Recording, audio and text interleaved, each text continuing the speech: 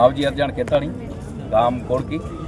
છેલ્લા 6-7 વર્ષથી પ્રાકૃતિક ખેતી કરું છું અને આમ 8 વર્ષથી તો આત્મા સાથે પણ જોડાયેલો છું.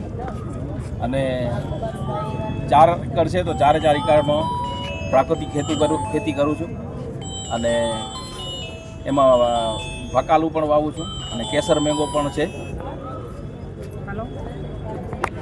શાક બકાલીની અંદર જીવામૃત, ઘન જીવામૃત અને જમીન ગૌકૃપામૃત અને જમીન પણ બહુ સારી રહેશે અને પહેલાં કરતાં અમને ફાયદો પણ ઘણો દેખાય છે. મારી તો સર્વે ખેડૂત ભાઈઓને નમ્ર વિનંતી છે કે જેમ બને એમ પ્રાકૃતિક ખેતી તરફ વળે અને કારણ કે ખર્ચ બહુ ઓછો આવે છે, બિલકુલ ખર્ચ આવતો જ પણ